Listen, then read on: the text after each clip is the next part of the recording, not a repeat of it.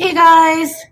So I'm feeling better, but I still kind of look like death warmed over. And so instead of subjecting you guys to that, I'm just going to do a hands-only tutorial today. So if those of you who miss my sarcastic little face, feel free to watch another video. For the rest of you, let's get started. All right, so today I want to talk to you guys about a few marker tips. Right? Now, one of the big problems that people have working with marker is filling in large spaces. You know, you could use a giant marker like these Copic wides. They have the extra broad tips. Look at that. Like, you could really kill someone with that. In comparison, here is a regular Copic chisel tip. This is your standard Copic sketch marker. There's that stroke.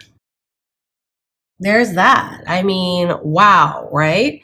Now, the only thing I don't really like about these is there is no flexibility. Like, these chisel tips are really rigid. And so there's not a lot of great maneuverability.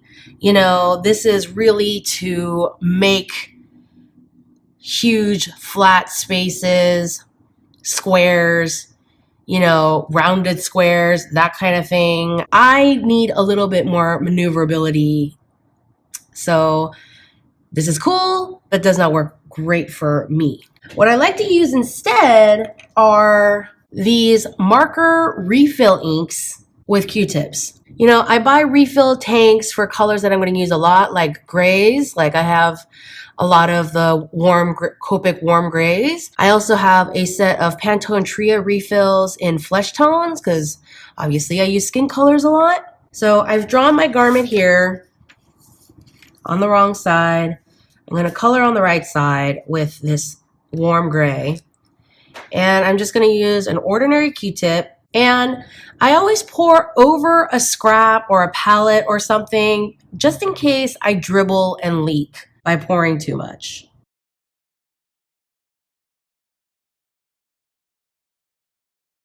But do you see how nice that looks?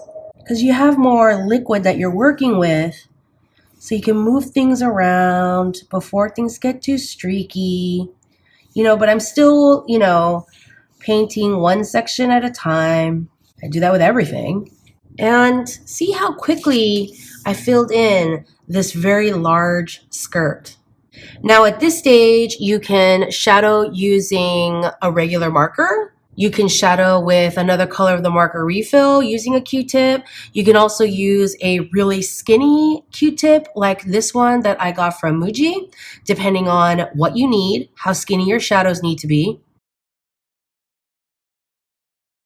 Again, pour away from your final drawing.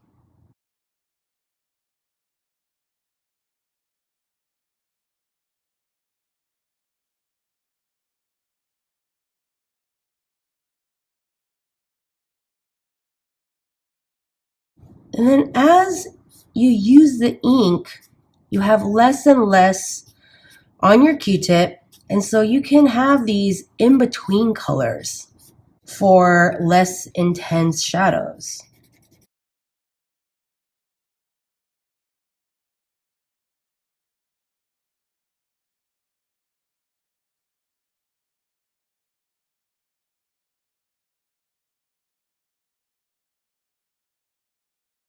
Right? There you go.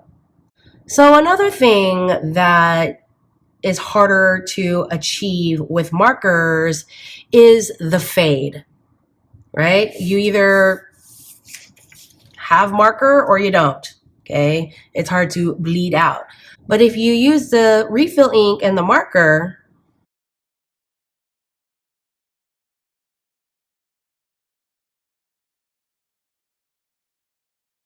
you pick up lightly as you get to the end. You can control, okay, that's a little bit much, so I'm going to keep it in here until I run out, and then I'm going to keep pushing it out. And you may be thinking, Zoe, why don't you just paint this then? What's the point of using marker or refill ink? Well, first of all, the marker refill ink is made to be used with marker paper. So there's that. And so you can do these effects while the rest of your illustration is done with marker. I mean, you could use this on Bristol, on watercolor paper. I've done it loads of times. But the beauty of the marker ink is it dries really fast. And so you don't have a lot of wait time. Like, one of the most tedious things about painting is the wait time on drying, and you don't have to deal with that with markers. And so you can paint a tutu where lots of folds and gathers of fabric happen up here, and they feather down to a whole lot of nothing down here. Okay.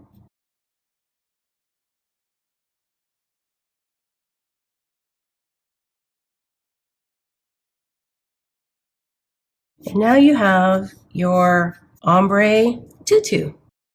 So those of you who watched my denim rendering video, one of the techniques that I used was to take a dry marker like this to create different washes on denim. Now you could do the same thing with a Q-tip without very much ink in it. All you got to do is grab a Q-tip, not put that much ink in it, and create this dry texture. So you don't have to wait until you've used up a marker to use this kind of dry marker effect. And those are just some of the ways I like to use marker refill ink with Q-tips to get me different effects and help my marker renderings. I hope that helped you guys.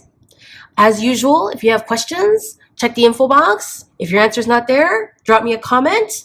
And I will see you next time. And hopefully you'll see my face too. Go practice.